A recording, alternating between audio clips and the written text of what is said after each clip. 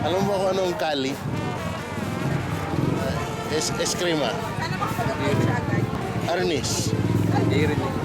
Alam niyo po ba kung ano yung kali? Kali. Uwi namin.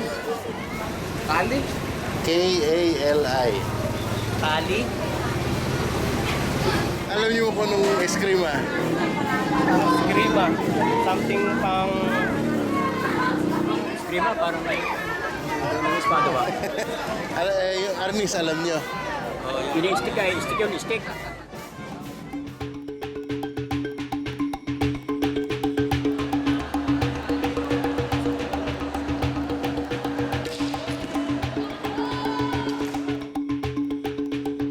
There are some Filipinos who don't even know that we have our own martial art.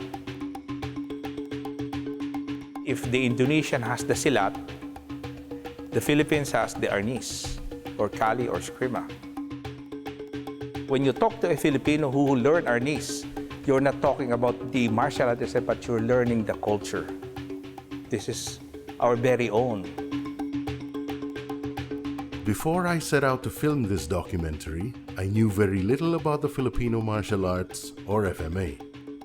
I knew about the stick fighting part and that there were 3 different names by which it went: Arnis, Eskrima, and Kali. I always thought it was just a sport and had no idea that it was originally a blade fighting system. Many have claimed that Eskrima was used by the natives of Cebu to defeat the Spanish during their first wave of conquest of the Philippine Islands in 1521. I've heard stories that Kali, the so-called ancient mother art of all FMA, originated from the Srivijaya Empire, and that the Muslims in Mindanao are the current keepers of this deadly fighting system. Some have mentioned that the most iconic figure in the martial arts world, Bruce Lee, was trained in FMA, and that a lot of Hollywood action films have featured the Filipino unarmed combat techniques. Others mentioned that various military and law enforcement systems around the world have taken up the blade fighting components of the Eskrima for their combat training. I wanted to find out if any of this was true, so I visited as many instructors and practitioners of the Filipino martial arts as I could. It was a 2-year journey that would take me around the Philippines, to America, and to Russia. My name is Ignacio, and this documentary is about one of the greatest cultural treasures of the Philippine Islands.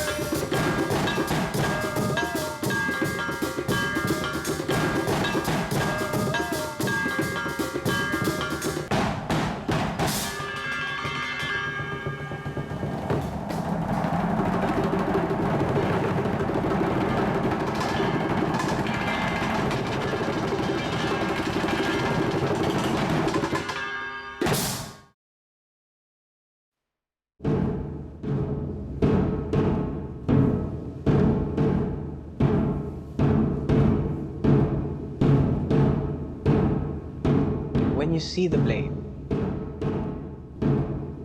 it is supposed to remind you of how your forefathers defended your land against conquistadors.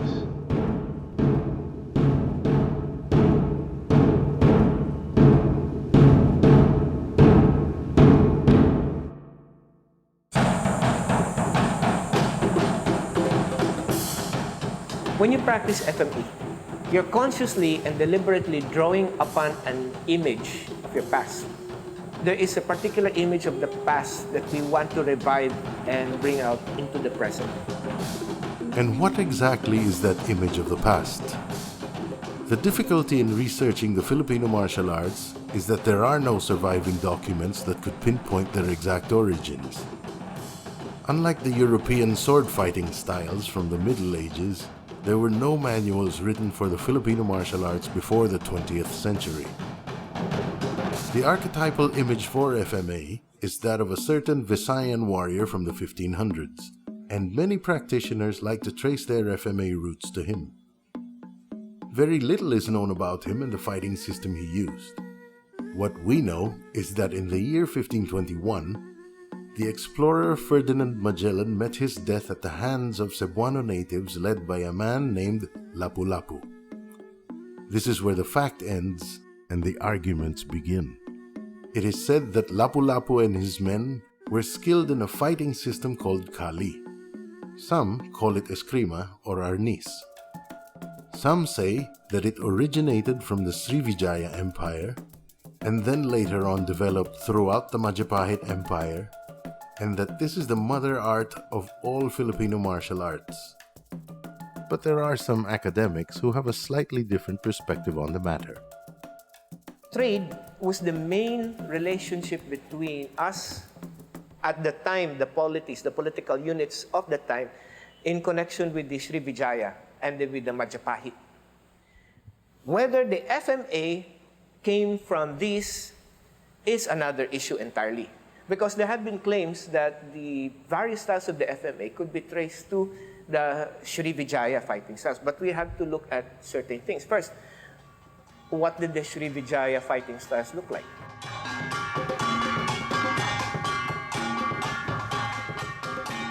If you want to look at, let's say, this movement comes from this culture, that movement comes from this culture, it's going to be very difficult to do. They cannot be recorded archaeologically.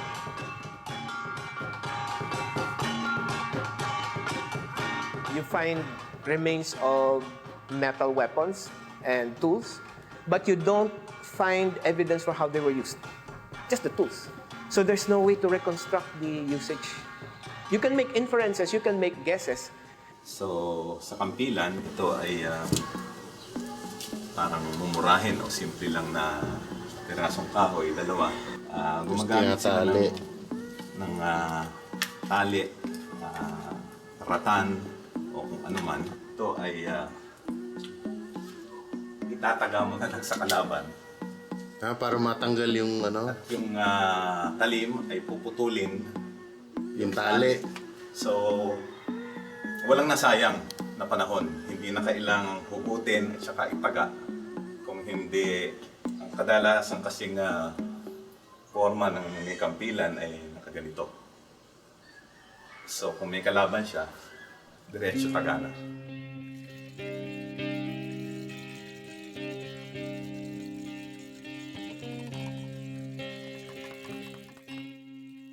Let's take a look at some of the terms used for FMA. You have Arnis, you have Kali, and you have Eskrima.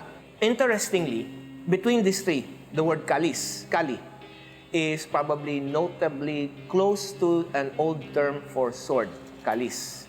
It exists in both Bisaya and in Tagalog. In some documents, the S was dropped and it was called Kali. But Kalis is a generic term for skill in swords. In much the same way that one of the old Tagalog terms for skill in weaponry was called armas. Magaling sa armas. O magaling mag-armas. Meaning arms, weapons. Which is the term for arnis. Arnes is the Spanish term from which the word arnis was derived. And that's the Tagalog pronunciation of arnes. Eskrima is the more overt Spanish term that was integrated into the different Philippine languages, including Bisaya, including Ilonggo, including Tagalog, etc. The term they use in my time, they used to call it sandata or pananandata, the use of the training with the weapon. A lot of people refer to it as estoque, estocado, estoque. Others refer to it as fraile. But the reason why we use Kali, because Flora Villabreo told me that's the word we should use, and there's been a lot of names for what we call the mother art. He was probably the most dominant figure at that time in the Filipino martial arts. We used Kali because we were taught it was called Ka, coming from the word kamut, and Li coming from the word lihok. So it means hand motion, or what it basically means is body motion.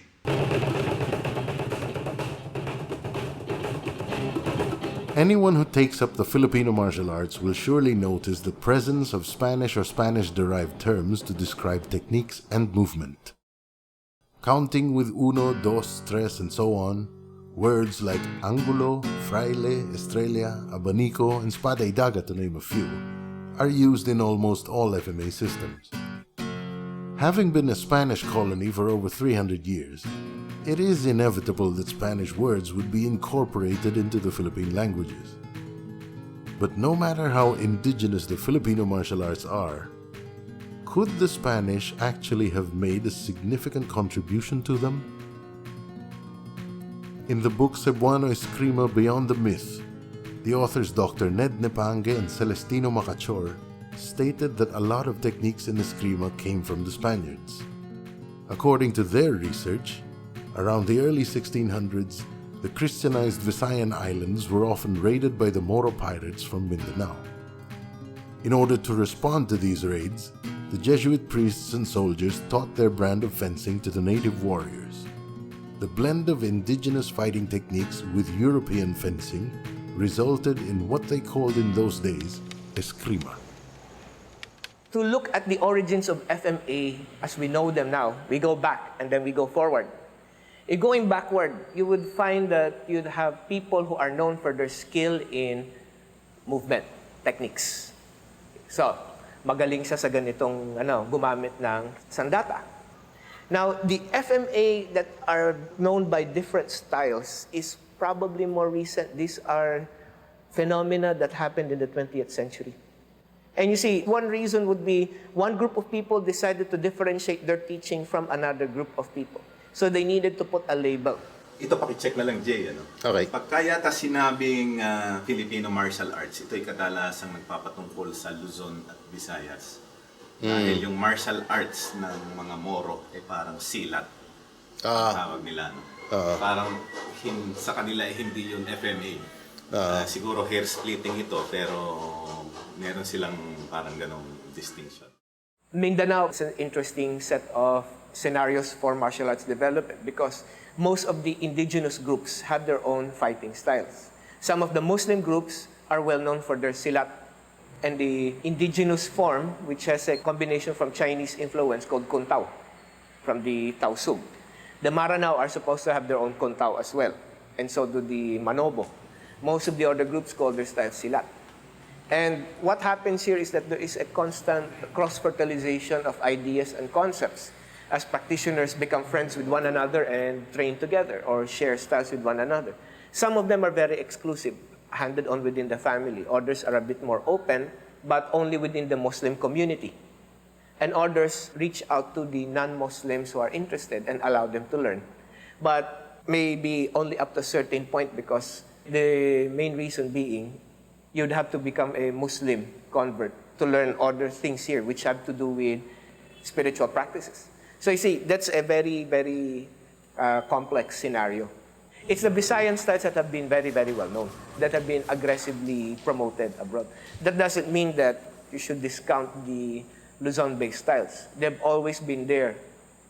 But maybe because of possible just historical circumstance, the Visayan teachers found themselves in a position to spread their art globally and took advantage of it, naturally. But you cannot say that they evolved from only one place. Nor could you say that there was only one mother art. This is a very controversial issue. Okay? Why? Because there was no such thing as a mother art during that time. There was skill in movements, skills in techniques, but a universal mother art common to all the Philippines, that's not possible. You have so many different versions of martial arts going on at the time.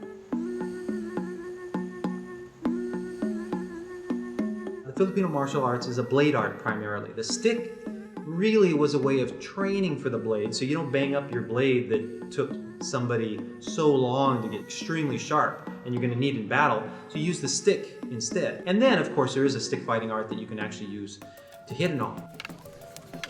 You start with a weapon in your hand and you work backwards to the empty hand, and I found that so fascinating. When I started Filipino martial arts, and immediately they put a weapon in my hand, I was like, yeah, this is cool, I love this. For me, out of all the martial arts I've tried, it's one where I've been able to learn a lot in a short space of time. Whether or not that's because I've had a great teacher, I don't know, but I also think it's withholding the weapons and the techniques and the drills involved. We're demonstrating something from the lightning arnis. This is also a reflection of how stick is supposed to have come from sword techniques. So this is what the payong. This is strike number 1. From here, and you hit him here at the kidney or here at the elbow. Notice that I keep a certain distance for me to be able to manipulate my stick. Here, even here, this is pretty strong because if you go full blast here, and even this, a thrust here, can still do enough injury. And then here.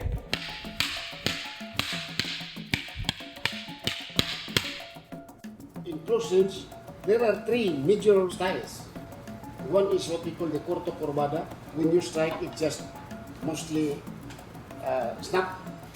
And then the other ones what we call the traditional linear striking, like a blade.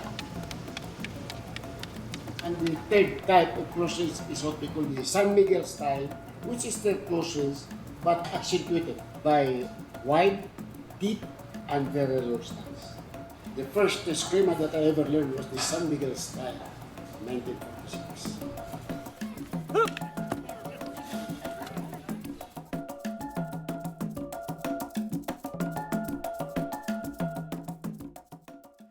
Before 1930, there was too much rivalry in Kenya. One club was more club fighting another club. There was too much rivalry. So there was a time when the master at a meeting, they said, why not organize only one society to avoid friction among the criminals? So it was decided that they had to form another good, big organization, Directir. Together with the Saavedra clan who founded Doce Pares, the Cañete brothers became the foremost escrimadores in Cebu.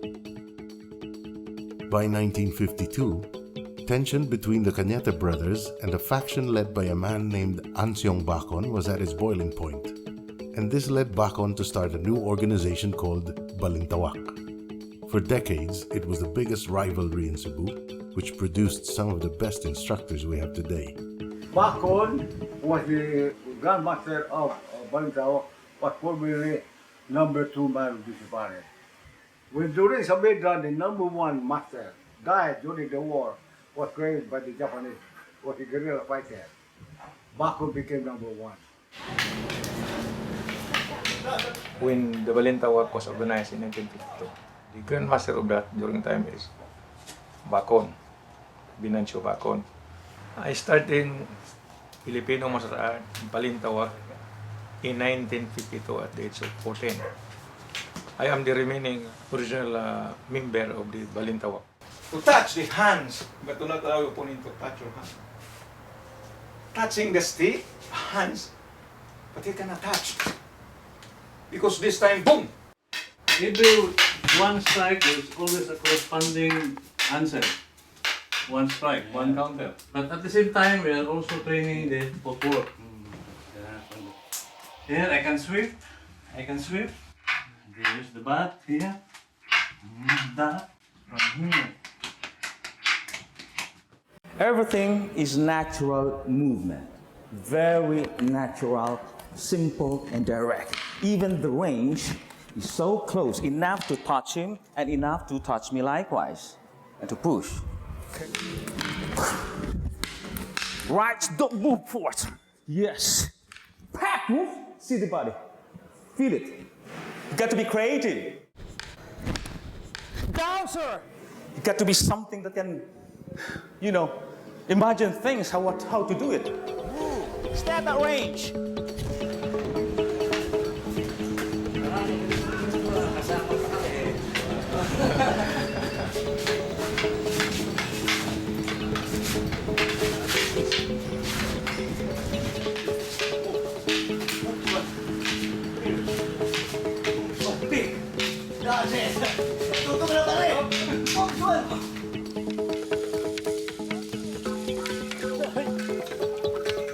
Now 93 years old, Supreme Grandmaster Kakoy is the last remaining member of the original Doce Pares. Even that organization was not spared from rivalry among family members, and he and his nephew Dionisio parted ways many years ago. He now runs his own Kakoy Doce Pares World Federation, and to this day continues to teach his unique style that won him many eskrima duels back in the day. I can buy my screen mom to do so. Understand? Down before the war. Then, after the war, I started judo. That's the start of my judo. While Doce Pares and Balintawak were busy fighting for dominance in Cebu, the Japanese systems like judo and karate overtook eskrima in popularity in the Philippines. And so some of the local masters felt the need to change the way FMA was taught.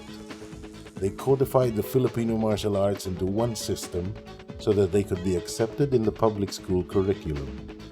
To make it, revive it, and to keep it safe and intact, some of the masters of Arnis decided to introduce a curriculum based on physical education needs.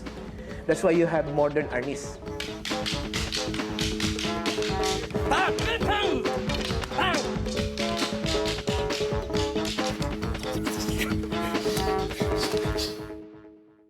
The person behind Modernese was my dad, Remy Amador Presas. They started their first school in Negros. And eventually, we opened a school in Quiapo.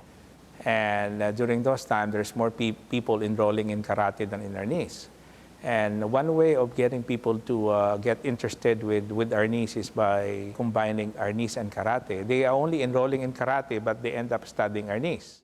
The modern FMA takes part of its inspiration from karate and judo. The adoption of a ranking system, the creation of a school name, creation of a school uniform, creation of an administrative structure including IDs, testing fees, and rankings, grandmaster, senior master, master, instructor, the use of belt ranks. These are the modernized foreign martial arts. He listened to my mom, and my mom suggested, why don't we modernize the way you teach the Arnis?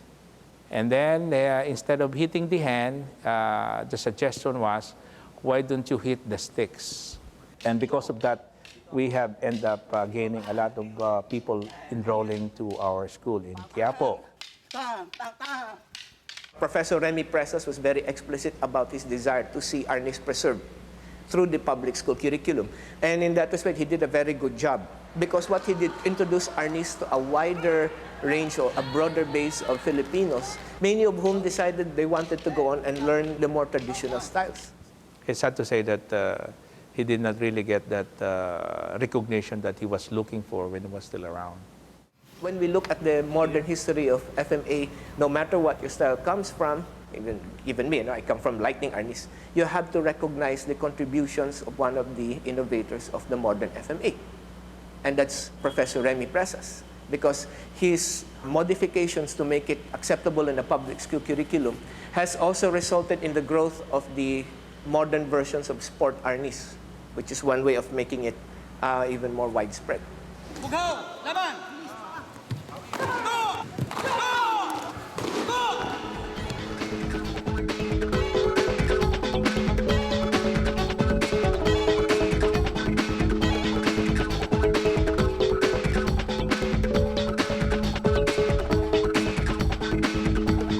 This is still modern Arnis.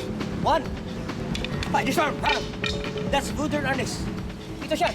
Among the highest-ranking instructors in modern arnis is Rodel Dagook. He teaches at the Luneta Park on Sundays. Kailangan, if you learn how to swing, how to produce power from strike, like that, pin, go, din. You see movement like that, there. You see, yung kaliwa mo means for grabbing, pushing, catching. Itong trabaho nito. Pag kinaw sa bila, I kick, pan. I kick, pan, kick, grab, then lock. You see? Then, ito yan. Alright, pwede mo salitan. You see? Nakukontrol mo eh. How about this double sinawali here? We have this a single sinawali. We go to the single sinawali here, but you have to practice the casting down. Boom. Now, you do this also in the double kick. And but you add this, the black here, the back system. The brothers Remy and Ernesto Presas are known as the founders of modern arnis. At some point in their lives, they became bitter rivals. While Remy continued to use the name Modern Arnis, Ernesto renamed his group Combatan. The acrimonious parting of ways between the brothers, along with the Doce Pares and Balintawak rivalries, is just one example of the animosity that is prevalent among FMA practitioners. But there was one man who tried to unite as many warring factions as he could. His name was Roland Dantes. Roland was a key figure in Filipino martial arts, I think. I met him in 1983. He was still very active in bodybuilding, had very big arms, a very friendly guy, introduced me to a few people. He was the closest friend, the compadre of Remy Presas, while he was in the Philippines and also when he was in America. But Roland, through his film and acting career, made friends with many people.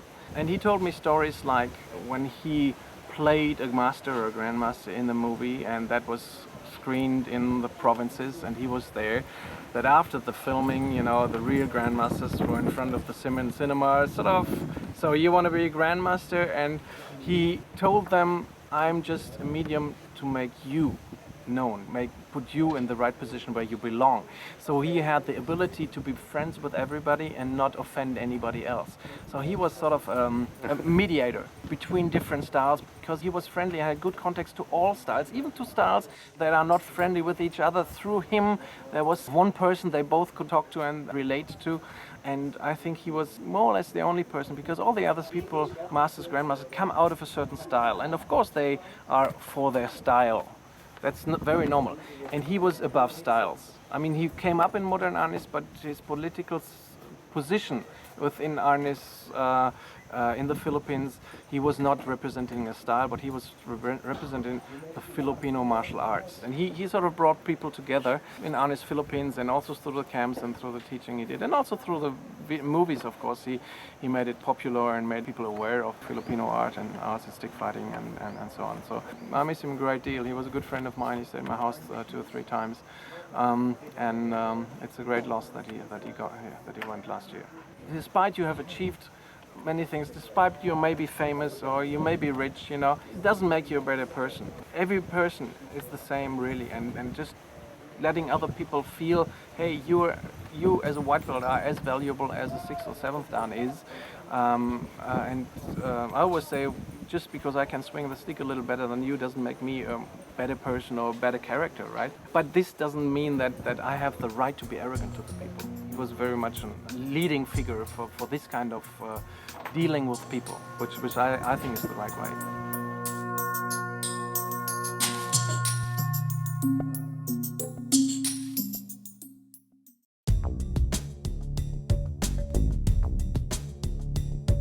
You have to remember, there's Filipino heritage and there's Filipino American heritage. Because those Filipino Americans that had came over pre-World War II, some of them were residing in California. So that heritage was preserved and was being preserved here in the United States, in California, in Hawaii, and in Stockton, California. I got into the martial arts because it was my heritage. It was my culture. My father is Dan Inosanto, and my honorary uncle, and I guess you could say godfather, was the late Bruce Lee. So I have been born and raised around the martial arts world my whole life.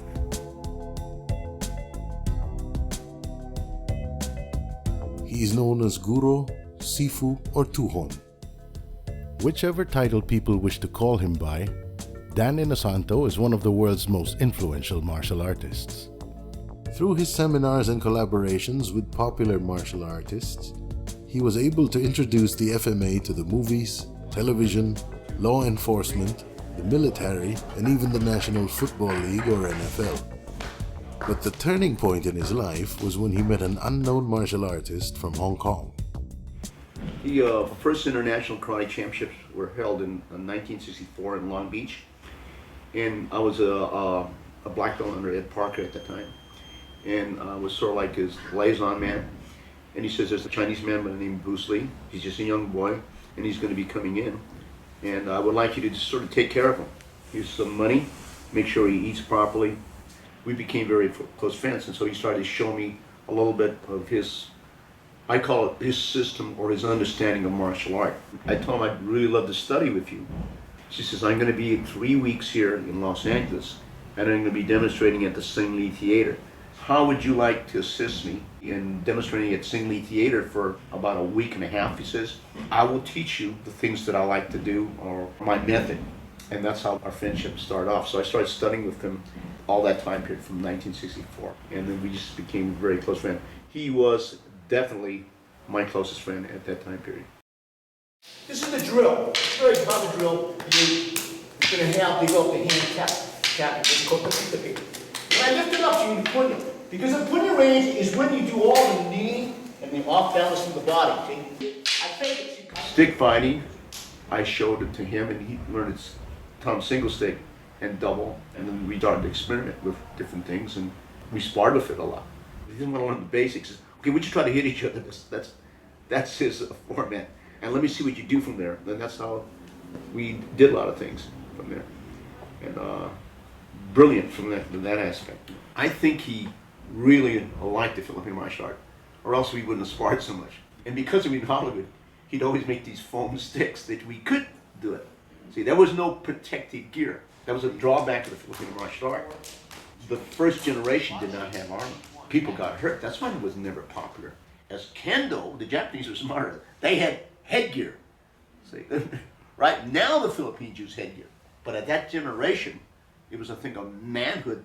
You're not manly if you put a headgear on. But that's the way it's a drawback. It goes like that. 1, 2, 3, 4, 5. Truth is, Dan Inosanto studied so diligently with all these different people going here and there, Stockton, LA, and any place he could go to learn. And he would bring people in for seminars. I've gotten to train with so many Filipino martial arts masters because Dan Inosanto paid for them to come to the academy and teach. His energy got it out there. And then people saw what it was, and then, you know, took off like wildfire because people see that it's just an incredible art that's been hidden, not known, and once it's seen, people just fall in love with it. Let us honor Maestro Dan for his contributions in making the FMA, the Filipino martial arts, known in the Western Hemisphere. Because without him, this would have been just simply some obscure fighting method.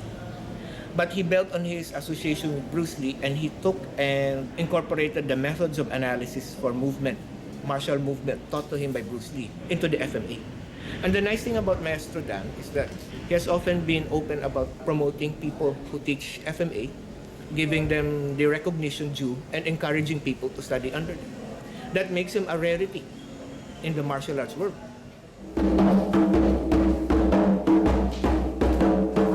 Filipino martial arts were part of Jeet Kune Do, and it was introduced to him through Dan Inosanto. And I know that Bruce Lee, through his own studies, looked into, of course, Eskrima, but Sikaran, you know, different silat styles. It's in there. Bruce Lee had it right, and the best way for him to introduce the art to the world, or the arts, would be through cinema. I'm going to cross here, and we're going to go into the finishing box and get the free one. Lift it up, back here like this, and then take it down here like that. When Dan Inosanto came into Bruce Lee's life, he introduced him to more of the empty hand methods of Filipino martial arts and the stick work, in which it's evident, it's in his movies. A lot of people like to date the nunchaku back to the Japanese, and actually that's not Bruce Lee's background with the nunchaku, it's tabak tayak from the Filipino martial arts. You know, he was training Filipino martial arts. We call it tabak tuyo. The Okinawans call it nunchucks. I started showing him he liked that. And first when he looked at it, he said, that's a worthless piece of junk. And I said, why don't you use it? So I showed him how to move it, left it, and then I think he became very proficient. And he said, you know, this has good play. I think I'll use it in the movies. I've had the chance of coordinating a decent amount of film now. I've produced several movies, and Jeet Kune Do has been a big part of every one of them. You know, I might feature a little of other martial arts in it, but when we get into it and I want it to look, the look, and you know, I want that gritty, mean, aggressive fight to come out, it's Kali. It's Filipino martial arts. In my own personal belief, it is the most advanced weapon-based system I've ever seen. It'd be nice to go like that. So where if it was Brad here, you go, whoo, he backs out, you stab him. You already have it. I don't think the general movie-going public necessarily knows they are perceiving the Filipino martial arts, because let me tell you, there are a lot of stuntmen that use it. They'll do the martial arts, but they change the expression of it, so it almost looks like it's Chinese, or it might look like it's Japanese, but they're watching Filipino martial arts. I would say a great majority of the Hollywood films that are made now, when they do fight scenes that they want to look very impressive, they use Filipino martial arts. Now, they might say, oh, this guy was some, you know, he was a ninja, or he was some secret, you know, special forces guy. But when they actually do the fight scene, Filipino martial arts. But unfortunately, very rarely do you hear in the film, oh, this guy is studying the Philippines, you know, when he was a kid or something. So the Filipino martial arts doesn't get that much credit for what you see on the screen, but it is there all the time. It's very common, and yet people have no idea that's what they're seeing. And particularly here in American culture, there's a tendency to think that all martial arts are the same anyhow, so they don't understand what the difference is between Korean and Japanese and Chinese and Indonesian and Filipino. They kind of think it's all one thing. I work with Steven Seagal, and he has a Filipino martial arts influence, even though he's the Aikido guy. A friend of mine trained him for quite a few years before his movie career. So there's some of that. That's why he actually had Tuan Inosanto come in for a fight scene, because he respects the Filipino martial arts so much. When Bruce Lee's movie Enter the Dragon was released in 1973, a lot of martial arts movies have since then been produced in Hollywood. Some of the most spectacular FMA fight choreography can be seen in movies such as The Book of Eli, starring Denzel Washington, and The Bourne Trilogy, starring Matt Damon. The man responsible for choreographing these incredible fight scenes is Jeff Imada, one of Hollywood's most successful stunt coordinators and longtime student of Dan Inosanto. Guru Danny, he introduced me to, and I've been very fortunate to be learning all of the concepts of Jeet Kune Do. But when I first started with him, I remember he said, I'm going to start this Filipino class, Filipino martial arts class, and I think you should take the class. I'll never forget that. And I was going, oh, really? I had never really heard of that much about the Filipino arts. But I said, if you want me to take the class, I'll take the class. So I was very fortunate that he asked me to take the class, and to me it's one of the best well-rounded arts around, and it's very much helped me in the studio work too, because there's so much influence in the Philippines from all the different cultures and different styles that you know, you learn a little bit of movements like Tai Chi, Dos Manos, which, you know, for like samurai style, and all these different styles, you know, Spadi Daga and everything. So there's influences from all the cultures from all over the world. So it expands your appreciation of the arts, makes it possible for you to, you know, have that and then research the other styles even more so, because you're introduced to it from one base, basically. I've always been interested in spreading Filipino arts because I think it's been something that hasn't been seen very much by you know, by most people, you know, the general population. And I'm glad that it's getting its, you know, that is being noticed now. I mean, on the Bourne films, you know, Matt Damon would even refer to it like, you know, this is a lot of Kali that we're doing in this. It's really great. So I think it's been well overdue for a long time. You know, so it's plenty more stuff to be seen. Jeff is a great guy who I get to see here and there in movies that I do, and I think fights are exciting. It's a dance. It has to be in sync with your partners. You know, it has to be choreographed, and that's where Jeff Imada was so good. As an audience member myself, and as someone who really enjoys film and movies, I want to be able to believe the character. I don't want to believe the actor. I want to see the intentions of the character, not the intentions of the actor. So I never approach doing fight choreography with a sense that teaching them choreography first. Whenever I do it, I teach them a style of fighting which matches their character. Now, I go into detail into telling them part of your style is Taekwondo, part of your style is Filipino martial arts, part of your style is Hapkido, according to the character. You know, one of the things I try to do when I did Avatar was try to incorporate some Filipino movement or some tribal, something unique, exotic kind of movement, so it makes it more authentic and more different, you know what I mean? So it just depends on the project and stuff like that. You know, every project is kind of different. When you think about what kind of martial arts people are most made aware of, it's on screen. It's amazing. I mean, you can get movies on your phone in the Philippines. What are you going to be seeing? What are you watching? I mean, wouldn't it be wonderful if someone could actually make a movie using the Filipino martial arts and introduce that on a much bigger level to even bring it all the way back home to the Philippines?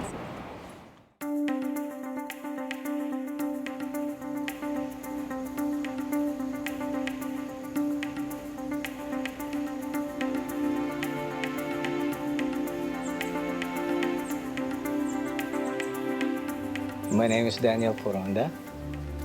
I am a martial arts enthusiast, specifically in Filipino martial arts. I was born here in the northern Philippines.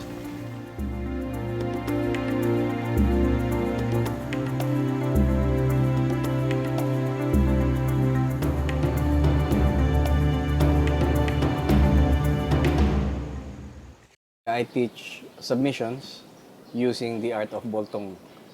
Boltong is the northern Luzon or the Igorot art of fighting.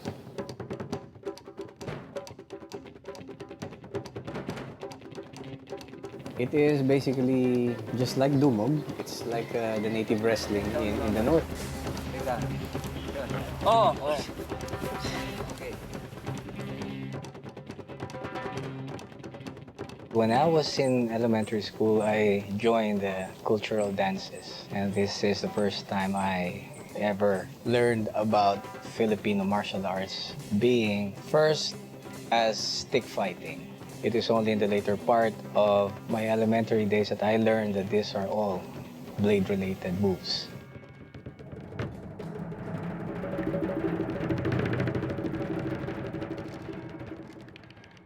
Pumasok na si Leo Gahe sa buhay ko. Si Leo Gahe improved kung ano na yung dati kong background. Siya ang nagbigay sa akin ng light to see the loopholes in Filipino martial arts. He's a great influence. And so dito ako tumagal, dito ako nagbabad.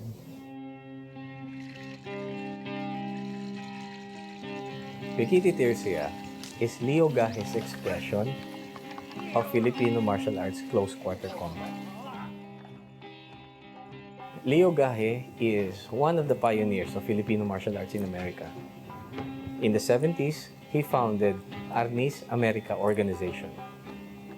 And then later on, it became Pikiti Tirsia Arnis. And together with Tuhon Bill McGrath, they established Pikiti Tirsia International. In 2005, I was in Thailand. I met a couple who happens to be an officer in the Spetsnaz. I shared a few moves. I invited them to come over to the Philippines, train with me, And after this, they appreciated so much the invitation and they invited me back to Russia. 2005, the first time I went to Ekaterinburg. A few months after that, I was invited again, and this time in Moscow, to teach officers. From there, sunod-sunod na siya. Yung invitation ko, hindi na tumigil. It's the first time they ever experienced Pekiti-Tirsi. And then most of the Russians that I talked to, iisa sinasabi, you are the first Filipino martial artist that we met. And I'm proud, no? At nagmarka ako doon. So this is how it all began. And ngayon nga, up to this point, with the help of friends, lumaki na siya and it has become an organization in Russia.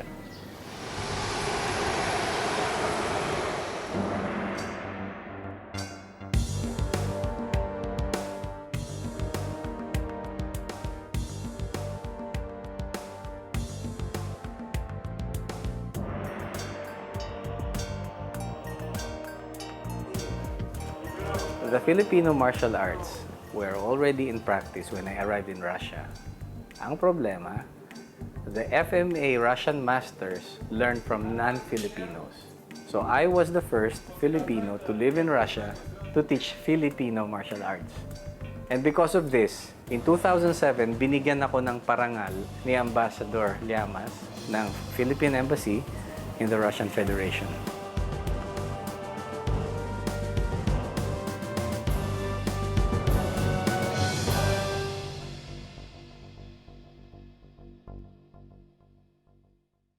I had heard from Tony Inosano that 7 of his instructors, because he researched so well, 7 of his instructors, the very first lesson was, they said, angle 1, hit me angle 1, and as he hit, they moved back and smashed the hand.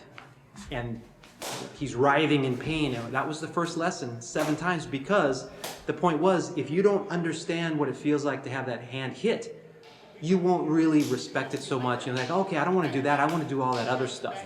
But they really made the point that, no, you have to know the hand hit. So here I am in Parañaque, in a shanty town, in this little tiny shanty, and Grandmaster Labanyago says, hit me angle 1. I'm like, oh God, here it comes. So I went like this, and he blocks and comes back, and boom, and the stick comes and like stops less than an inch from my skull. I'm like, okay, I'm still alive. Great. He goes, angle 2. I hit him at angle 2. Same thing. He goes, boom, like this, and the stick just goes and stops right there. And after that, I knew, oh, I'm going to be okay. But that was my first experience. And again, talk about generous. Just wanted so much to actually let me understand the art and get to experience the art. The target is even to them. Okay? Then, you see? I hit you there. Oh! You see? Ang panaksak ay hindi lang parang saksak. Mayroon ding tinatawag na pagsaksak mo gano'n, umiislas. So, may pagsaksak din namang umiislas na gano'n. May pagsaksak din na umiislas. Umiislas, yung gano'n. At ang galaw ng katawan mo, in and out. O, pag gano'n mo, hop, oh, yun. O, gaganon ka, o, gano'n pa rin. Gaganon ka, hop, o, yun, malakas yun. Yun, pak, pak. Yun, hop, o, yun, hop, hop, pak. Yan, mga kwardo.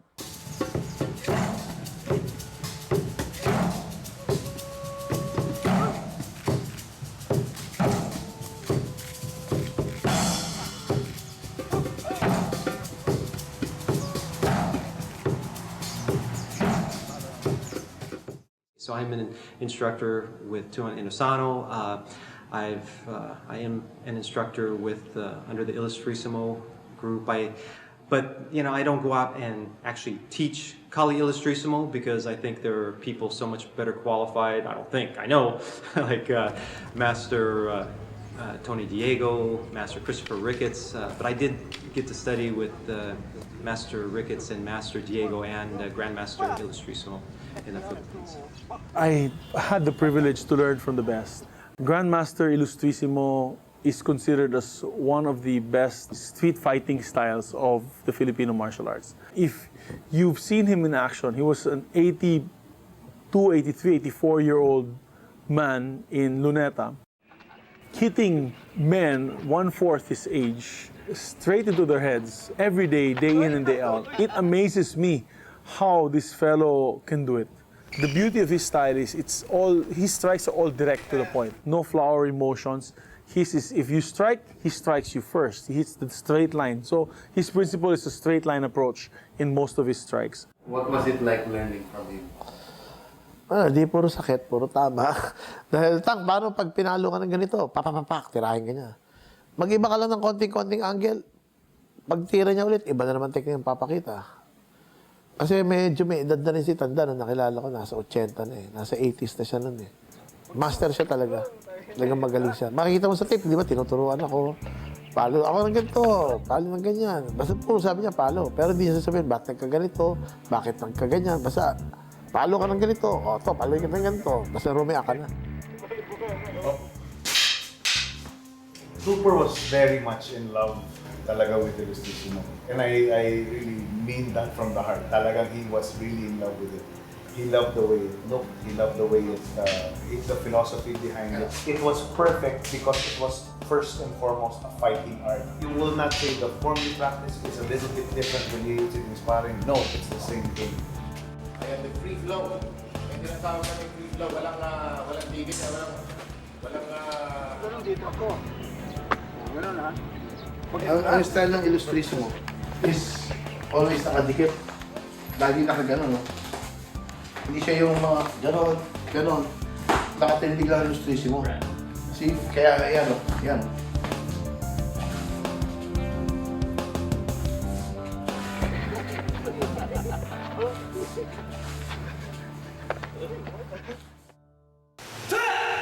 I was a national lightweight Taekwondo champion of the Philippines from 1982 to 89. After my career as a national team player, joined the movie business, did a lot of martial arts movies. Tupper had a big influence in us learning the Filipino martial arts and learning other styles than just limiting yourself to that style. You know, although I believed in that because I was a big fan of Bruce Lee, but I never met anyone who practiced what Bruce Lee was saying here in the Philippines until I met him. The statement of bakbakan was always, bakbakan is not a style nor representative of any style, but it is a center for learning. In bakbakan, when we came in to learn many things. I came in knowing that later on you'll be doing weapons. But I came in knowing that later on there will be a portion that you will be doing boxing, Thai boxing. There's a portion that you will be doing kung fu. So that was the big difference I think with bakbakan. It was a great honor for me to learn with these great masters. I mean, of course, I just wish they were still here with us today. Now, parang like we're scrambling to remember what we were taught. So we're really trying to learn with the people who have learned from them the best, like Master Tony, Master Tupper, Master Yuli. So now they're our go-to guys. Now, parang we're craving for that. Ang alam ko lang talaga na tunay na nakakaintindi niyan. Simple lang. Ako, Yoli Romo, with his own version. Tapos, Tony Diego. Yan. Doon. Kaya pag dinikita mo na, gano'n na lang yan. Master Tony, he's very quiet. But when he moves, he speaks volumes. I don't know if that makes sense. He doesn't say much. Actually, just like Tatang. They won't say much until they move. Tatang Illustrissimo was both feared and respected as an escrimador. His exploits around Cebu, Mindanao, and Manila were well known, as he was involved in several death matches. He was reluctant to teach his system to anyone for fear of others using it against him. But by 1975, at the age of 71, he finally gave in to the persistence of Tony Diego and Yuli Romo. While Tony chose to preserve Tatang's style, Yuli had added his own interpretation and is known for a very stylized system he calls Bahad Zubu.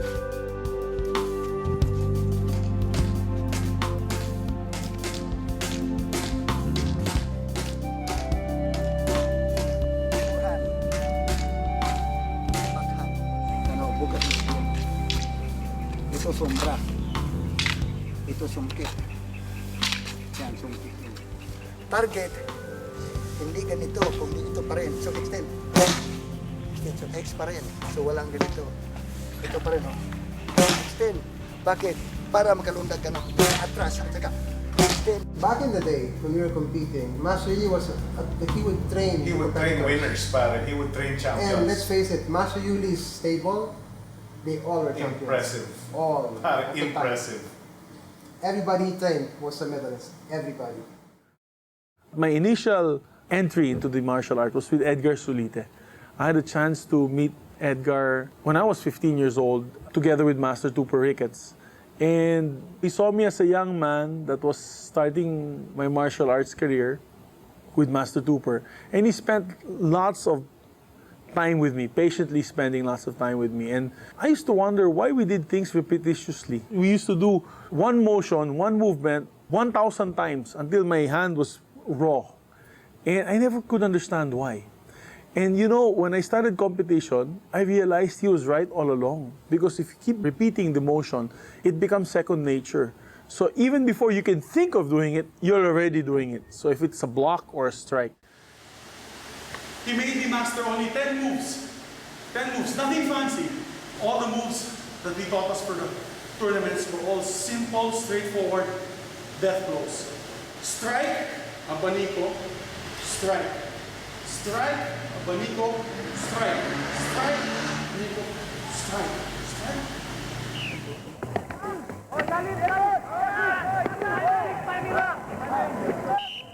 So you'll be very natural in a tournament. So if you will strike me,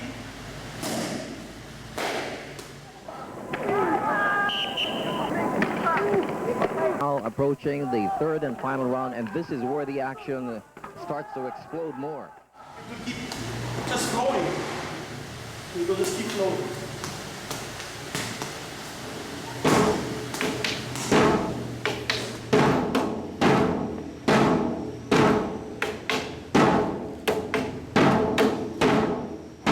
Winner by split decision. Fighter in red, Mike Dubiri. Antonio Tatang Ilustrisimo, the legendary swordsman from Bantayan Island in Cebu, who stowed away on a ship that he thought was bound for America, ended up in Mindanao and honed his skills there while under the protection of a Moro warrior. Later on, he moved to Manila to work as a foreman at the pier and died there at the age of 93. He lived and died a poor man and was buried in an unmarked grave, but the rich legacy he left behind has been one of the most influential in the world of FMA. His system lives on in his students and their students, who now propagate the Ilustrisimo name around the world.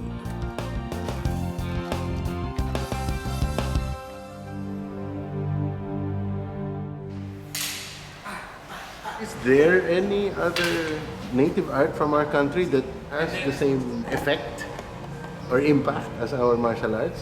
Frankly, no. Where Filipino martial arts is concerned, I like the martial of it and I love the art of it. And the Filipino martial arts is different. You become your own artist and you make your own song. Most people that are doing any type of knife defense or stick defense, they're studying Filipino martial arts. Everybody's got their distinct style, but when put on a spot and you have to react, you have no choice but to move or be hit. I mean, especially with a stick that's coming in over 100 miles an hour at you, there's no time to think, you just have to be in the moment. And sometimes Filipino Kali is more Jikendo than Jikendo is Jikendo. The Filipino martial arts, it can be all-encompassing in the sense that you have to know who you're teaching. Then the knife is more effective because now when I cut and I come around, I can control and hide. Push the knife in. In the United States, it is part of the defensive tactics program we're teaching law enforcement. When it comes to military combat units, it is part of their combatives. So you have the combatives where the threat level is very high in the military. You have the combatives where it is a little bit more controlled with law enforcement. And with the civilian life, you can turn it into a, shall we say, self-defense or other believe a martial art but also in the college level where we teach the program, it is a wellness course. What's happening here? This is a hit control point, right? I used to be a deputy sheriff in Chicago. I've been in some riots. I really truly believe that I wouldn't be walking right now hadn't I had the Filipino martial arts in my life. I will say this. I know I will practice this art till the day I die. Why is it one of our greatest cultural exports? Precisely because it is something unique, it's dynamic, it's fast, it's fierce, it captures the imagination. At the same time, it is also not one of our greatest cultural exports. Why? Because of the way we package it. In another time and age, when discretion was a necessary part of survival, it didn't matter. But in a contemporary setting where we're using FMA for more than just fighting and self-defense, when we're trying to use it, explore ways to use it as a form of cultural identity, then we have to pay attention to the packaging. Not to say that it's going to be looking exotic, but rather, we want it to look good. Most people thought it was only a poor man's art or an art used by criminals. I think the Filipinos need to come out and push their culture. Because look what Bruce Lee did for Kung Fu. Right. You had Chinese, popping their collars, feeling really good about themselves because you had someone that was representing their culture and saying, this is ours. This is what we do. And if we are trying to impart that Filipino martial arts can be our Filipino culture, then what are we saying? Filipinos are knife fighters, or we're just stick fighters, or we like violence? No.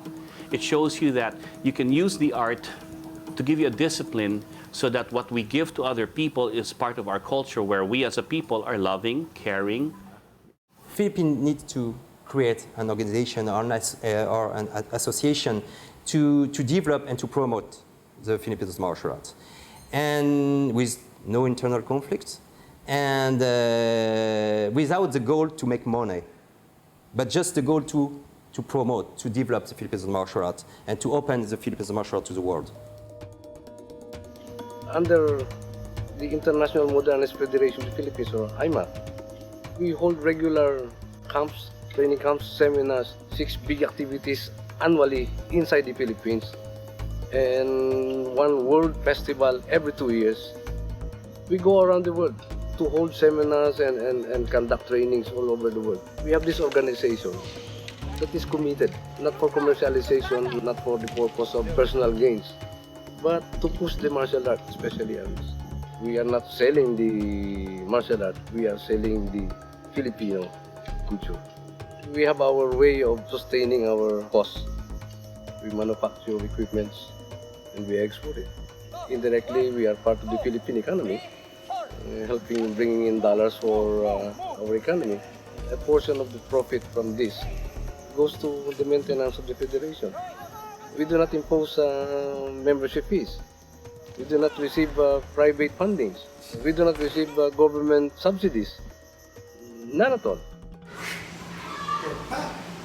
Whatever style of FMA that one would study, in general, I would say that go for any FMA that you'll be interested with, regardless it's Balintawak, it's 12 Pares, Kali Illustrimo, or Sirada Eskrima, all of them are good by itself. The only thing that would find that one is go to a good teacher and eventually it could guide you in becoming a better arnisador.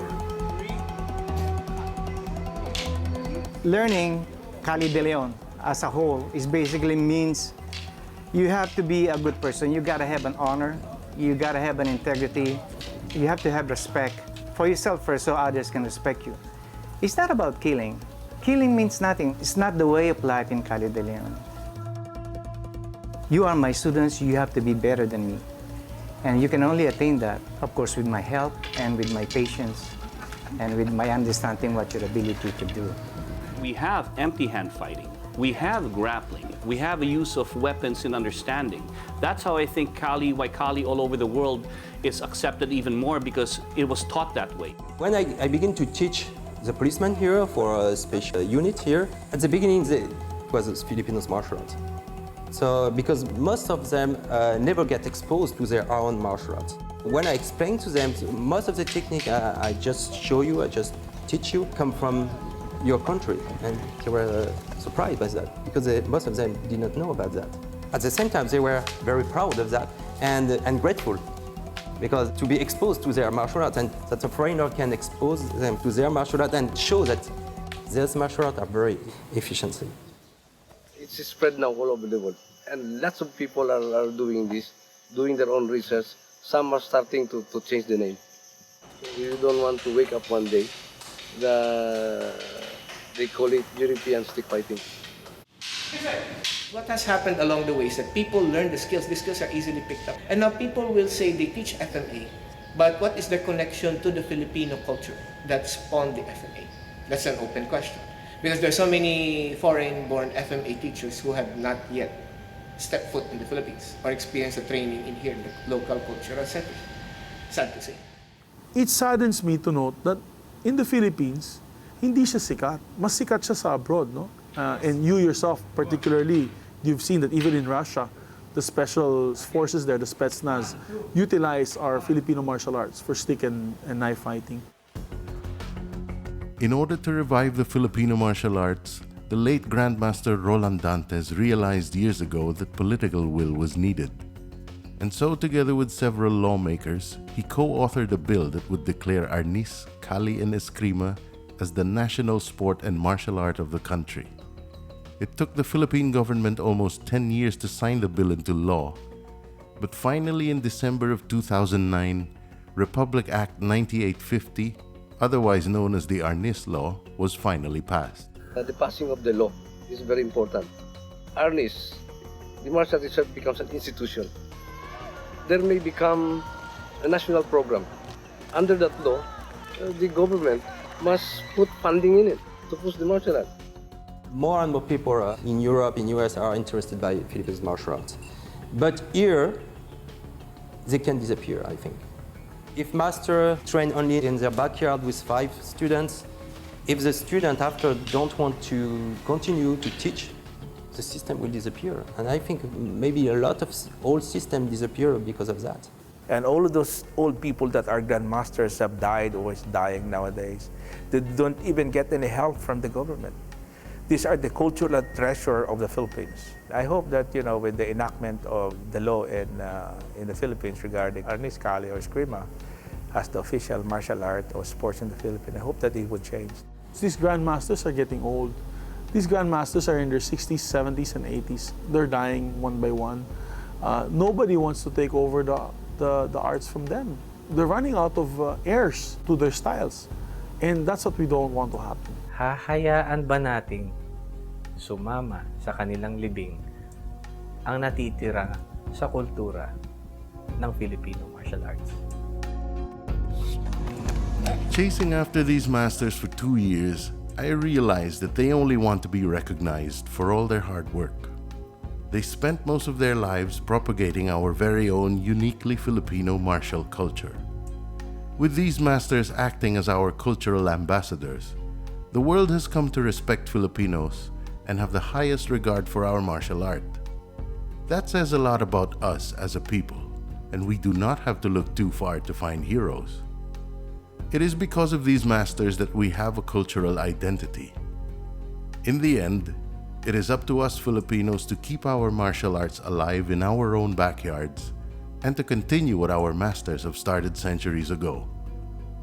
It is also up to us if we will allow all of this to just fade away. After all, the Filipino martial arts are only as important as we want them to be.